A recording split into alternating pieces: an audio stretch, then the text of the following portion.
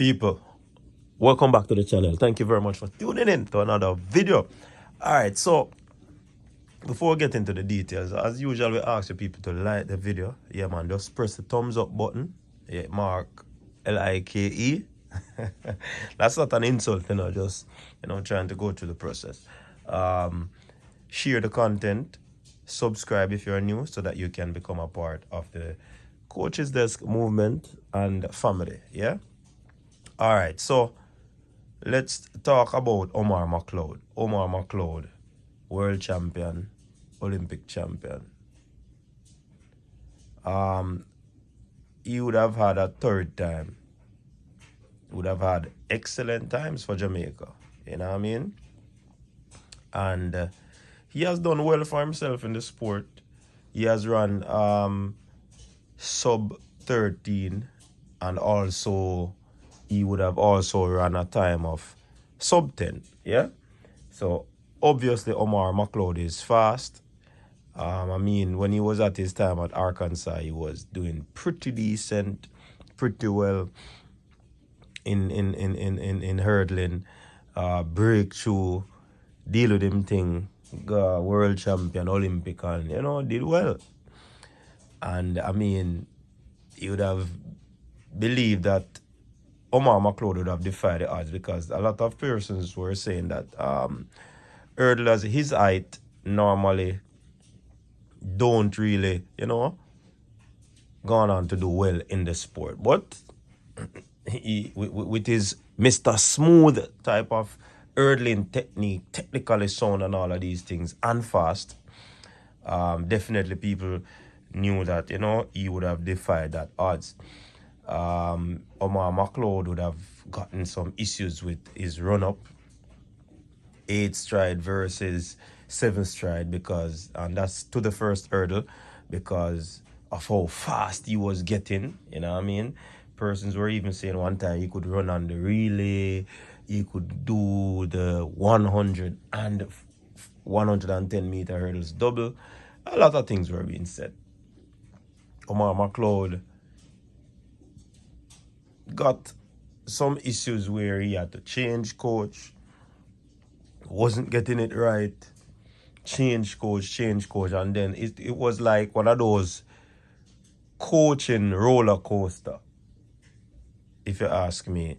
Came to the national trials or championship, didn't do so well. He was hitting out in public and a whole lot of things. And I think and this is my observation, I think he got into a state where his mental space was not, in the game, in the sport. Possibly he had personal issues dealing with and such the like. And it would have derailed him. He changed coach again, went back to Arkansas, trying to reunite with his collegiate coach. You were thinking with what was happening at that camp, or in that camp, you would have possibly seen Omar McLeod surge back to the top. And that wasn't the case. He went missing again, ended his season. It was just torrid. It was just topsy-turvy for Omar McLeod and such the like. I mean, one of our fine hurdlers, one of our fine athletes who would have proven himself on the world stage. But for some reason, something wasn't right with Omar McLeod. And my own thing on this, my own feeling, my own intuition on the situation is that probably he wasn't at a space mentally where he liked the sport anymore. He was enjoying the sport. It seemed to me as if he would have lost interest in the sport, and he would have stepped away from it for a while. I don't know what happened, but apparently somebody got to Omar McLeod, because I mean, you have this talent, you don't want to waste this talent, you don't want to put this talent to waste, so to speak. I mean, somebody would have spoken to him, next year is going to be the Olympic year, and Omar McLeod has to be in the thick of things, and somehow he's back in training, people. He's training with Brittany Anderson in Europe, somewhere in Italy, and it seems to have ignited that fire. He has been posting again videos of himself going through the paces and such the like, and they look good. You want to see the speed. It is still there in my estimation. The technical ability is still there where he's concerned from an hurdling standpoint. So definitely Omar McLeod is on the comeback trail. Omar McLeod wants to make a dent at this year's Olympic. He has a lot of friends that he has to go past, because when you look at the likes of a Rashid Broadbell, when you look at the likes of Answer Parchment, season contender, then definitely you think it's going to be a very tough one for the likes of Omar McLeod. But if he seems to be in that space again, that happy place, that place where he's in love with the sport again, he's in love with training, he seems to be at a camp that he's getting things right, and you know what I mean, he's just enjoying himself again. I think he has a part to play in even making the team, in even going to the Olympics. So I mean, a comeback is on the cards where Omar McLeod is concerned.